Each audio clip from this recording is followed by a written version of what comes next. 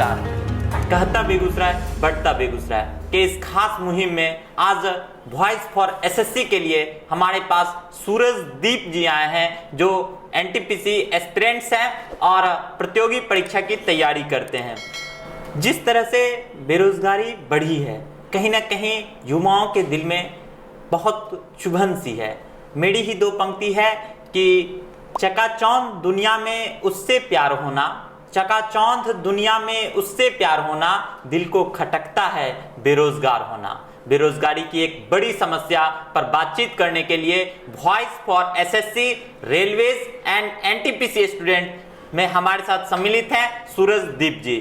नमस्कार sir. Thank you very much आपका और रोशन सर का, जिन्होंने ये प्लेटफॉर्म बनाया है कि यहाँ पर हर कोई अपनी बात यहाँ पे रख सकता है। उसके लिए आपका और आपके जो टीम है उनको बहुत बहुत शुभकामनाएं हमारी तरफ से। बहुत बहुत धन्यवाद सर। सर, आप प्रतियोगी परीक्षा की तैयारी कर रहे हैं, तो हम जानना चाहते हैं कि कितने दिनों से आप प्रतियोगी परीक्षा की तैयारी कर रहे हैं? हम 2015 में मेरा ग्रेजुएशन हुआ था जी।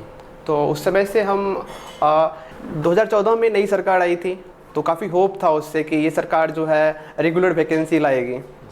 तो उसको देखते हुए हम पहली बार पटना गए थे तैयारी करने के लिए 2015 में।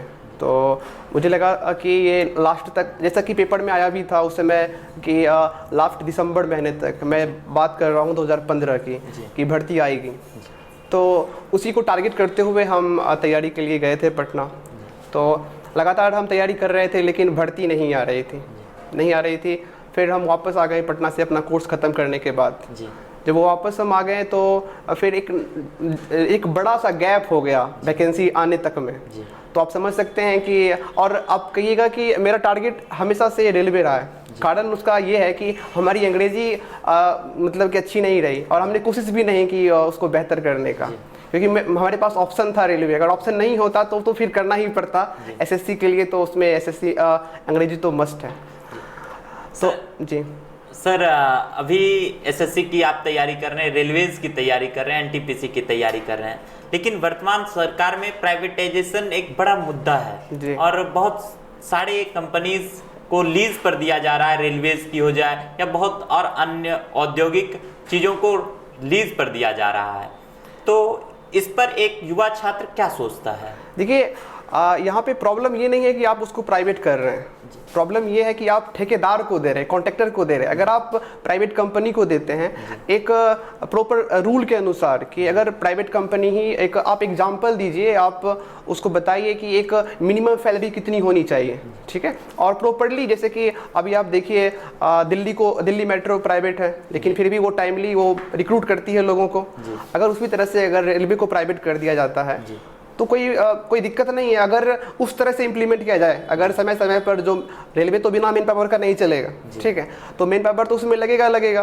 तो उसके लिए समय समय पर वो भर्ती निकाले, और जिस तरह से एक गवर्नमेंट और कंपनी आपस में बैठ के एक सेट कर ले कि मिनिमम सैलरी कितनी होनी चाहिए योग्यता के अनुसार, स्किल के अनुसार, तो फिर कोई दिक्कत नहीं है प्राइवेटाइजेशन को लेकर। अगर लोग हल्ला मचा रहे हैं तो इसीलिए मचा रहे हैं क्योंकि सही तरह से उसको नहीं इम्प्लीमेंट किया जा रहा है। कंपनी को देने की जगह पर वो कॉन्ट्रैक्टर को दे रहे हैं, ये गलत है। सर, रेलवेज की पुरानी वैकेंसी 2019 में आई थी, जिसका अभी तक एग्जाम नहीं हुआ। जी।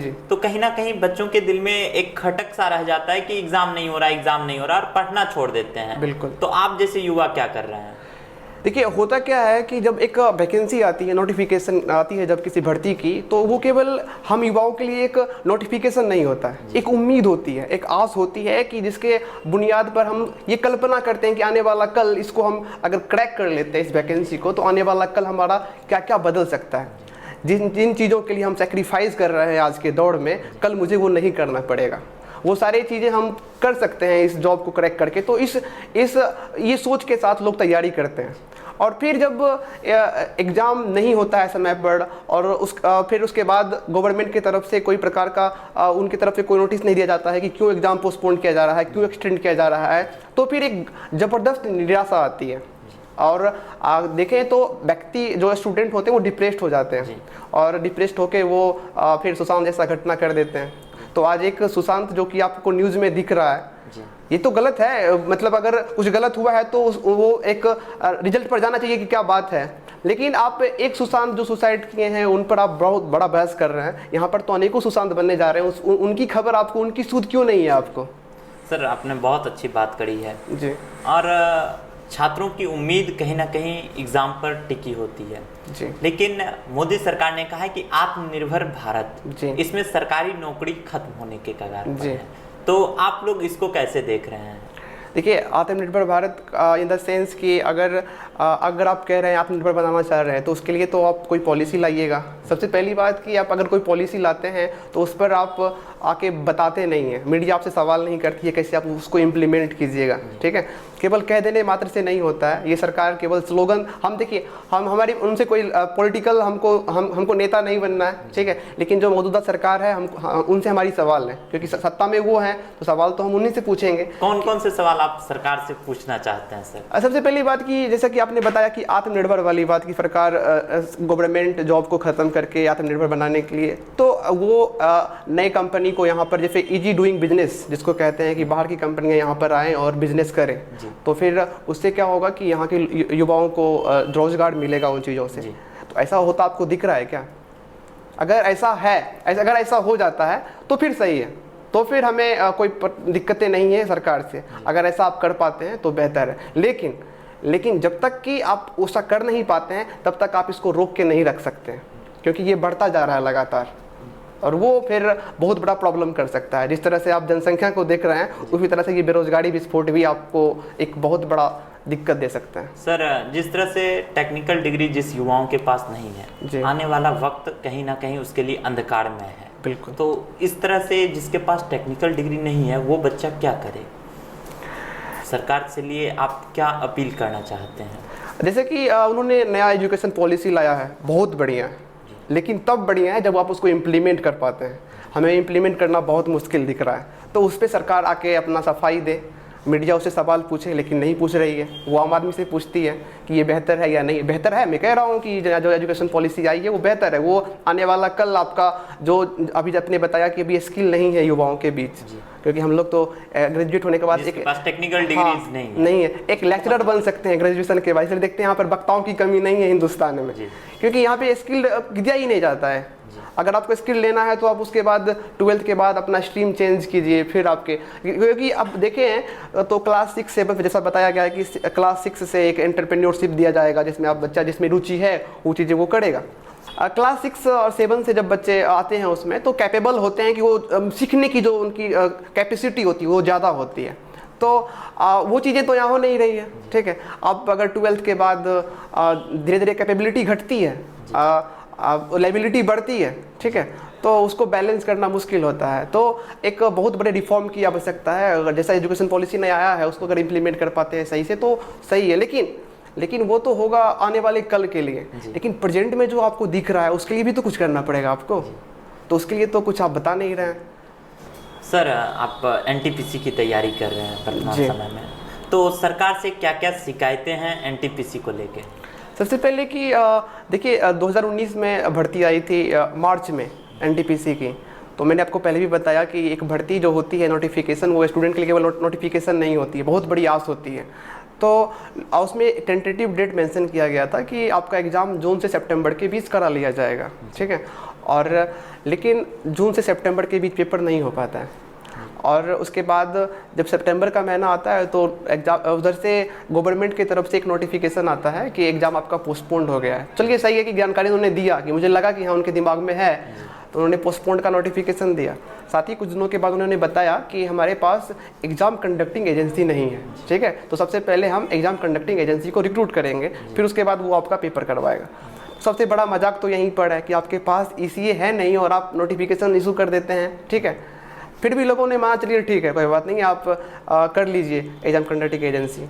तो उन्होंने बताया कि अक्टूबर लास्ट तक हम कर लेंगे, एग्ज़ाम कंडक्टिंग एजेंसी को रिक्रूट कर लेंगे। लेकिन उसके बाद क्या होता है कि अक्टूबर के बाद से ना वो कोई सवाल देते, ना वो कुछ नोटिस डालते हैं अपने वेबसाइट पर, और ना कोई वो किसी प्लेटफॉर्म पर आके जानकारी देते हैं कि क्या हुआ नहीं हुआ। और हम लोग जब RTI करते थे अक्टूबर के बाद कि क्या हुआ, ये क्लियर हुआ या नहीं हुआ, पेपर कब होगा, तो उधर से रिप्लाई आता था कि अभी exam conducting agency under process है, ठीक है। कोई प्रकार की जानकारी उधर से नहीं मिल रही थी। यही देखते देखते समय बीतता गया। फिर हाँ, अभी भी नहीं हुआ। बताना चाहेंगे आपको इंटरेस्टिंग बात कि मार्च जब आया था, 1 मार्च, उससे पहले एक यूट्यूबर हैं, यूट्यूब पर पढ़ाते हैं, विवेक सर है, एग्जामपुर चैनल है उनका जी। तो उन्होंने एक मुहिम छेड़ी कि ये अब नाइंसाफ़ी हो रही है स्टूडेंट के साथ, तो हम आंदोलन करेंगे, ठीक है। हम जंतर मंतर पर, उससे पहले उन्होंने बताया कि हम रेल भवन पर जाके उनका घेराव करेंगे, हम पूछेंगे उनसे कि क्यों कर रहे हैं ऐसा। तो उस समय दिल्ली में दंगा हुआ था, लोग ज़्यादा जुट नहीं पाए थे, तो वहाँ से उनको शिफ्ट कर दिया गया था जंतर मंतर पर। उन्होंने जाके एक विज्ञप्ति दी रेल भवन में जाकर, 2 व्यक्ति जाके कि क्यों नहीं हो पा रहा है। तो फिर प्रेशर बढ़ा, तो उन्होंने फिर से क्या किया कि वेबसाइट पर उसी शाम में एक नोटिफिकेशन रिलीज़ कर दिया एग्जाम कंडक्टिंग एजेंसी को लेकर, नए प्रारूप के ढंग से। उसमें उन्होंने बताया हमें इतना पैसा लगेगा, ये वो जो इच्छुक हैं आप वेंडर इसमें दीजिए। तो लगा चलिए अब सही है। फिर भी हम लोगों ने मान लिया, आस जगी। फिर उसके बाद लॉकडाउन हो गया, तो फिर उसका हवाला दिया गया कि लॉकडाउन है, नहीं हो पा रहा है। अभी आप बताइए, जब तक आप घर में हैं तभी तक आपको कोविड लगेगा कि कोविड है। आप बाहर जाके निकलिए, कहीं से लग रहा है आपको कोविड का कोई कहर है, कोई महामारी जैसी दिख रही है आपको, ऐसा लग रहा है? मेरा सवाल यही है कि जब नीट का पेपर, जेई का पेपर आप करा लिए हैं समय पे होता। हाँ, अभी हुआ ना, अभी कोविड है लेकिन नीट का पेपर, जेई का पेपर हो गया, तो आपने तो ये बता दिया कि एग्जाम होना संभव है, इस सिचुएशन में भी एग्जाम होना संभव है, तो फिर रेलवे का पेपर आप क्यों नहीं करवा पा रहे? मैं ये नहीं कर रहा हूँ कि आप अगले महीना करवा लीजिए, लेकिन प्रोसेस को तो आप आगे बढ़ाइए। जो आप एक ही जगह पे लगा के रखे हैं कि एग्जाम कंडक्टिंग एजेंसी नहीं मिल पा रही, कम से कम आप लोगों की मानसिकता को समझें कि किन चीज़ों से वो जूझ रहे हैं, है कि नहीं? सर, इसमें बदलाव किस तरह से किया जा सकता है? एनटीपीसी के एग्जामिनेशन में अगर बदलाव करने की सरकार सोचे तो क्या क्या बदलाव हो सकता है? रिफॉर्म की बात करें हम तो जैसे एसएससी में भी देखिए 2018 का अभी तक रिजल्ट नहीं आया था, लेकिन अभी मुहिम छिड़ी तो उसका रिजल्ट दिया गया। एक लंबा टाइम लग जाता है। तो इसमें है क्या कि एक सबसे पहले कि आप जो नोटिफिकेशन देते हैं, जो आप प्रोमिस डेट देते हैं, सब कुछ फेल हो जाता है। कुछ भी चीज़ें सही समय पर नहीं हो पाती है ना। अगर एग्ज़ाम करा लिए तो रिजल्ट में डिले, रिजल्ट आ गया तो फिर आगे ज्वाइनिंग में डिले, पूरा सिस्टम यहाँ पे गड़बड़ पड़ा हुआ है। तो इसमें एक बड़े रिफॉर्म की आवश्यकता है सरकार को। तो सबसे पहले वो एक कमेटी बनाना चाहिए, उनको एक एक कानून बनाना चाहिए कि सबसे पहले कि आप उस कानून के अंदर ये चीज़ें आप इम्प्लीमेंट करें कि अगर आपके पास, सबसे पहले कि अगर आपके पास वैकेंसी है तो ही आप वैकेंसी दें, ठीक है। अगर आप वैकेंसी दें तो वो समय पर हो। अगर उसमें कहीं कोई, अगर आपका अधिकारी या कर्मचारी गलती करता है तो उस कानून के तहत उस पर कार्रवाई होनी चाहिए, ठीक है। और कुछ चुनावी वैकेंसीज भी बीच में आ जाती हैं। बिल्कुल। तो ये चीज़ अभी देखिए, नया चीज़ें उन्होंने बताया ना कि CET, कॉमन एलिजिबिलिटी टेस्ट, ठीक है। अब एक ही कॉमन ये CET होगा, ठीक है। अब आप बताइए कि पहले का काम आप पेंडिंग करके रखे हैं, तो CET को ला के आप फिर क्या कर दीजिएगा? पहला वाला जो काम पड़ा हुआ है उसको क्लियर कर लीजिए, फिर आप CET को लाइए। और CET को लाइए तो ऐसे मत लाइए, CET को लाइए तो आप बताएं उसमें कि पेपर होगा और 3 साल फेल रहेगा आपका मार्क्स। और नौकरी कब होगी? सबसे वैकेंसीज नहीं है, CET हो रहा है, उससे क्या मतलब? वही तो बात है कि आप CET का पेपर तो ले लीजिएगा, लेकिन अवसर तो दीजिएगा ना आप। तो आप एक कैलेंडर बनाइए कि हाँ, साल में हम 1 बार या 2 बार वैकेंसी हम देंगे, हर साल देंगे। कितनी वैकेंसी देंगे रेलवे में, SSC में और बैंक में, तो उसका प्रॉपर्ली एक कैलेंडर जारी कीजिए कि हर वर्ष हम मौका देंगे। सबसे बड़ा अपॉर्चुनिटी मिलनी चाहिए युवाओं को, तभी तो CET को हम समझेंगे सही चीज़ें हैं, ठीक है। तो आप सबसे पहले वो चीज़ें बताइए कि आप वैकेंसी दीजिएगा, प्रति वर्ष दीजिएगा, 10,000 ही दीजिए, प्रति वर्ष दीजिए, ताकि युवाओं को लगे कि हाँ, अगर हम उधर अपना गोल बनाते हैं तो हमें कितने समय में कितना टाइम उसमें दें जो हमारा सही रहेगा। ये नहीं कि हम लग गए हैं, पेपर कब होगा नहीं होगा, बाकी चीज़ें भी बेकार पड़ी हुई है, वो कुछ कर नहीं पाता है, लास्ट में मायूस होके कुछ ना कुछ गलत कर बैठता है। सर, अभी वॉइस फॉर SSC का एक बड़ा ट्रेंड छिड़ा हुआ था, बिल्कुल। क्या इससे बदलाव होने की आशंका है? तत्कालीन तो दिख रहा है, जैसे कि अभी आपने देखा कि ये सब तत्कालीन चीज़ें हैं। मैंने बताया ना कि इसमें एक बड़े रिफॉर्म की आवश्यकता है सरकार को। अगर आप CET ला रहे हैं, नए योजना तो ला रहे हैं, लेकिन उसको कैसे इंप्लीमेंट कर पाइएगा इसके बारे में तो आपको बताना पड़ेगा। आप ट्विटर पर आते हैं, ट्वीट कर देते हैं कि अब CET होगा, एक देश एक टेस्ट, मतलब कि आप तुकबंदी वाला केवल स्लोगन ले आते हैं, लेकिन उसको कैसे आप इम्प्लीमेंट करवाइएगा ज़मीनी स्तर पर, तो वो तो आप बताते ही नहीं है, ना मीडिया आपसे पूछती है। 2015 से आप तैयारी कर रहे हैं एनटीपीसी की, जी क्या कभी एग्जाम देने का मौका मिला है? जी, पिछले बार जो कहिए वो चुनाव का ही लॉलीपॉप, लेकिन अपॉर्चुनिटी मिला था मुझे। उन्होंने असिस्टेंट लोको पायलट का और ग्रुप डी का उन्होंने वैकेंसी निकाला था, तो मैंने वो दोनों फॉर्म फिल किया था। लेकिन कहिए कि मैंने एफर्ट तो किया था, मैं उसमें CBT 1 मैंने क्लियर किया, CBT 2 भी मैंने क्लियर किया, लेकिन मेरा फाइनली रिजल्ट जो है वो स्टैंड बाय में चला गया। कुछ नंबर कम पड़ गए थे, इस वजह से स्टैंड बाय में वेटिंग लिस्ट में चला गया। तो उसमें ये चीज़ें हुई थी। ग्रुप डी में भी मेरा वही है कि कुछ मार्क्स से मैं वेटिंग लिस्ट में हूँ, अगर दूसरी लिस्ट आती है तो फिर उसमें होने की चांसेस है।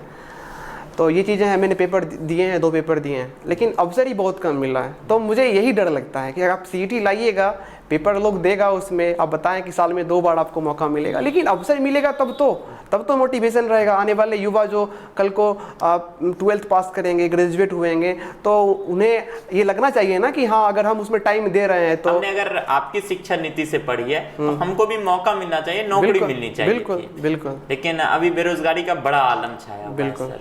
सर, आप 2015 से एनटीपीसी की तैयारी कर रहे हैं जी, और सिर्फ 2 मौका मिला जी। कहीं ना कहीं आपको भी एक सदमा सा लगा होगा, आपके भी मन मस्तिष्क में उसका ह्रास हुआ होगा, तो इसको कैसे देख रहे हैं?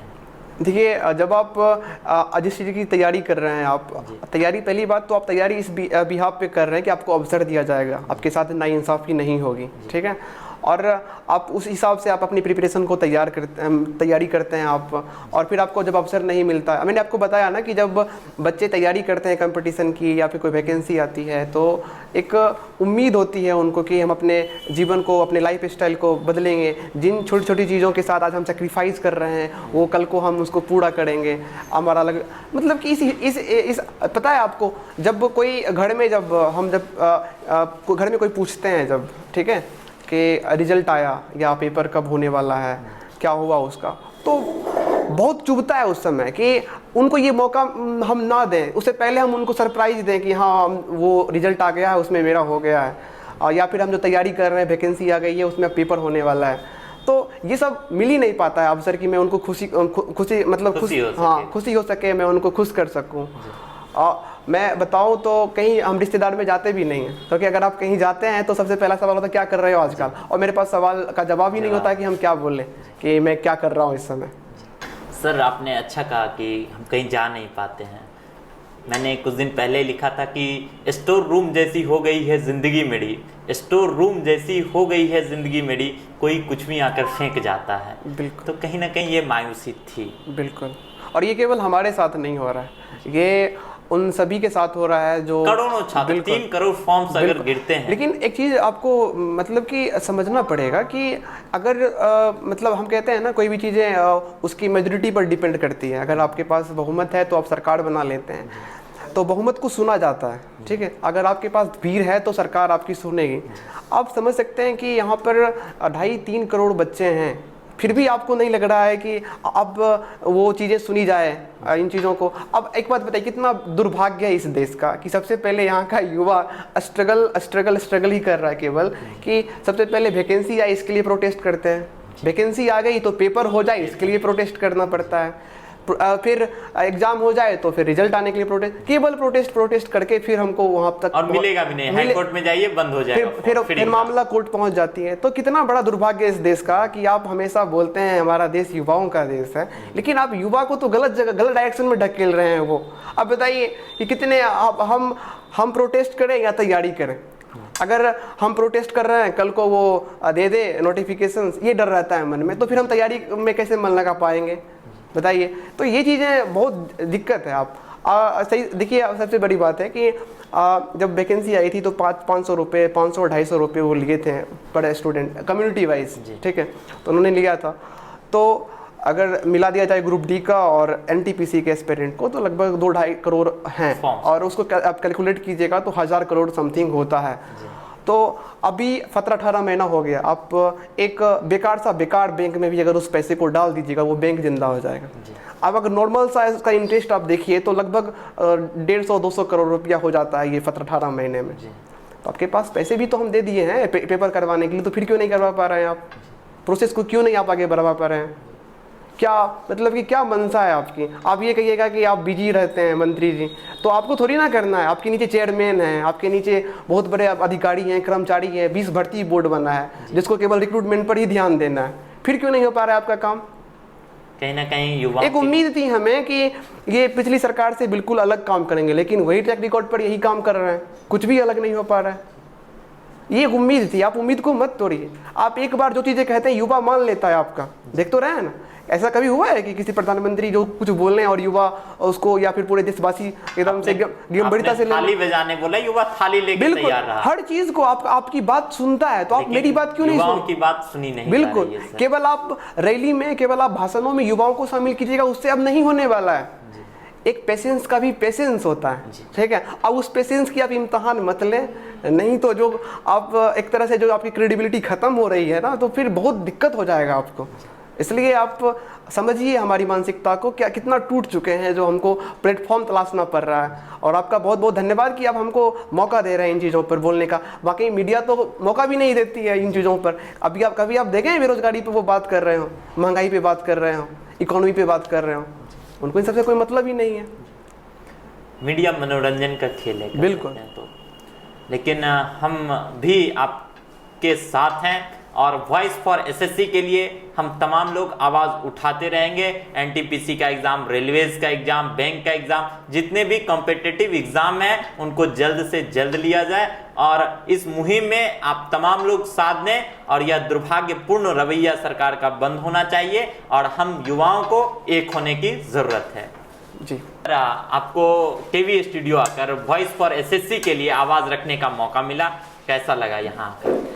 जी, बहुत बढ़िया मंच है ये। हम इसके लिए डॉक्टर रोशन सर का शुक्रगुजार हैं कि उन्होंने एक ऐसा मंच तैयार किया है कि जिसमें यहाँ पे आके अपनी बात को रख सकते हैं, अपनी बात को आगे पहुँचा सकते हैं। जो चीज़ें आपके मन में है, जो चीज़ें जो आपकी योग्यता हैं, जो मतलब कि जो आपकी मतलब कि कुछ चीज़ें जो बातें आप में छिपी हुई हैं, हाँ छिपी हुई हैं, आप उसको सामने रखना चाहते हैं, लोगों तक पहुँचाना चाहते हैं, तो उसके लिए जो आपने मंच बनाया वो काफ़ी सराहनीय है। हमारी शुभकामनाएँ हैं आपके साथ कि आप इसको और बड़ा करें और बड़ा हो।